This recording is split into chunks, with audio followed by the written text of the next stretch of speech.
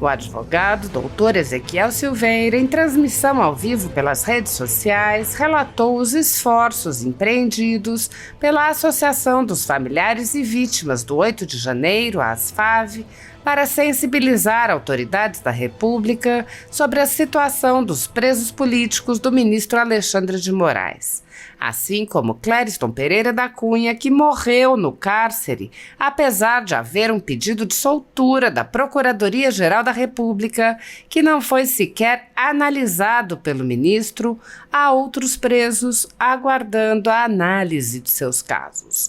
O advogado apontou que, após a morte do preso político no cárcere, houve uma série de libertações, mas ainda há pessoas presas com pareceres favoráveis à soltura e em gravíssimas condições de saúde. Ezequiel Silveira explicou que 2 meses após aceitarem o acordo proposto pela PGR, assumindo culpas em troca de sua liberdade, 38 pessoas foram libertadas. Com mais algumas decisões de libertação, 46 pessoas foram libertadas na semana passada e 66 pessoas ainda seguem presas. Ezequiel Silveira lembrou os momentos das libertações, agradecendo aos cidadãos que oferecem apoio aos presos que saem da penitenciária e lembrando a presença do senador Magno Malta. Ele agradeceu a essa corrente do bem que tem apoiado essas pessoas que são em sua maioria inocentes e ainda que fossem culpadas, ainda que fossem criminosas de verdade, não poderiam ser tratadas da forma como estão sendo tratadas pelo Estado brasileiro. O advogado lamentou: nossa esperança, nossa expectativa era de que todos pudessem passar o Natal em suas casas, mas infelizmente isso não foi possível.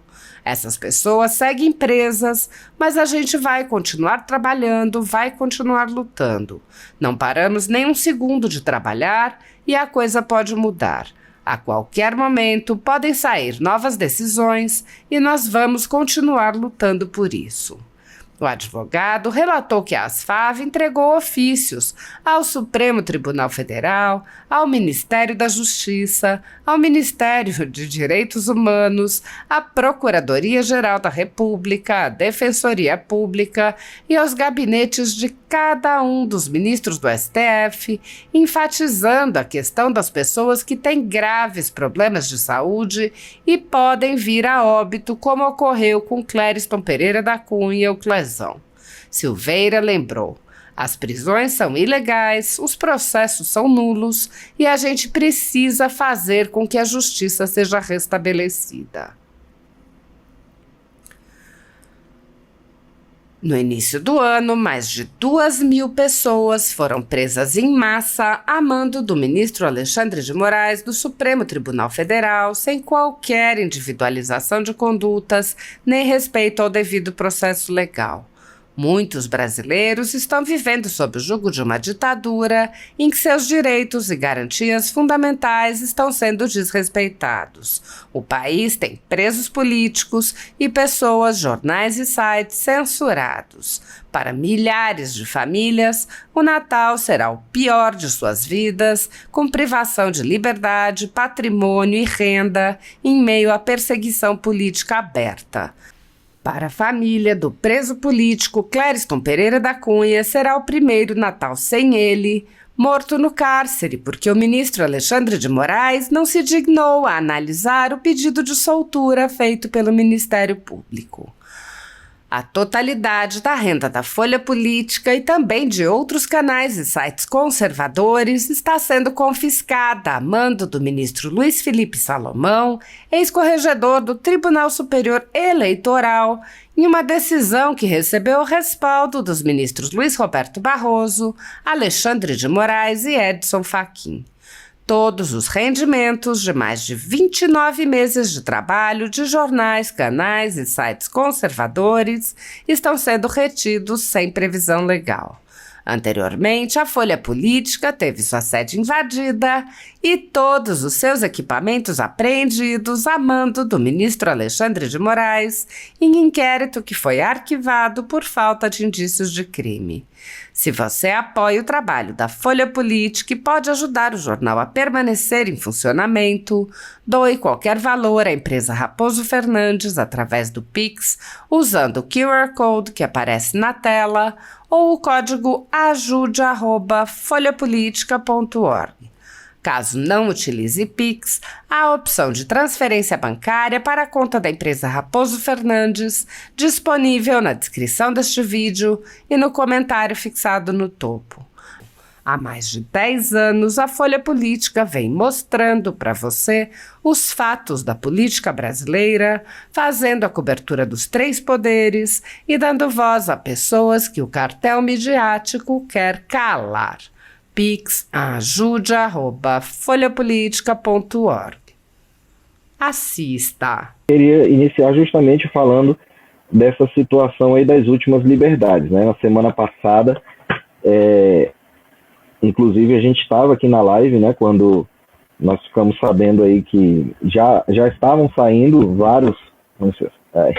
já estavam saindo alguns alvarás na tarde da sexta-feira passada, né? E durante a live a gente estava conversando aqui e outros alvarás foram saindo, né? E aí no sábado, domingo e segunda esses alvarás foram cumpridos. Então nós tivemos aí dezenas de liberdades que foram concedidas nessa última semana. Segundo o site do Supremo Tribunal Federal, ainda há 66 pessoas. Deixa eu só confirmar se é essa informação. Aí nós temos aqui 20 e poucas pessoas, né? Deixa eu já iniciar aqui o uso da nossa ferramenta.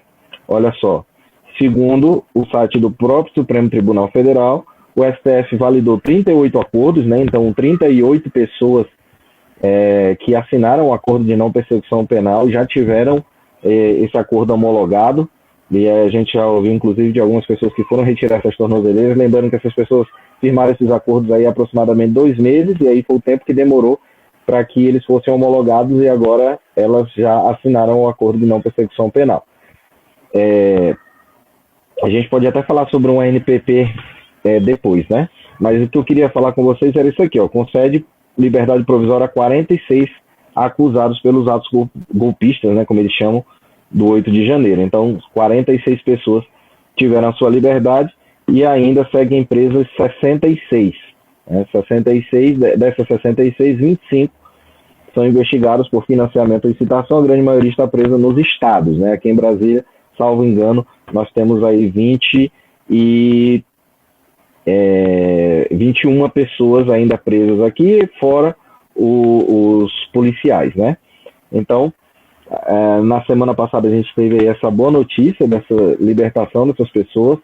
Nós estivemos lá no CIMI, acompanhamos a saída de algumas delas, agradecer a todas as pessoas que foram lá recepcionar. O único parlamentar que esteve lá foi o senador Magno Malta, dando as boas-vindas, né, para as pessoas que estavam saindo. E ali aquele grupo de pessoas que sempre está lá, né, com a sua boa vontade, levam um café da manhã, levam um almoço, levam uma roupa para a pessoa se trocar. Quem não tem passagem de ônibus já se providencia, ele na hora faz uma vaquinha ali e já dá um jeito de mandar a pessoa para casa. Então essa corrente do bem que tem apoiado essas pessoas, que são em sua grande maioria inocentes, e a gente sempre tem que repetir, ainda que não fossem, ainda que fossem culpados, ainda que fossem criminosas de verdade, não poderiam ser tratadas da forma como estão sendo tratadas pelo Estado brasileiro, muito mais nós sabendo que a grande maioria destas pessoas são inocentes. Então a gente vai sempre procurar dar o maior apoio possível. A nossa esperança, né, a nossa expectativa era de que todos pudessem passar o Natal em suas casas. A gente sabe que esse final de ano é um momento em que a pessoa gostaria de estar ali com a sua família, mas infelizmente não foi possível. E aí essas 66 pessoas seguem presas, mas a gente vai continuar trabalhando, vai continuar lutando.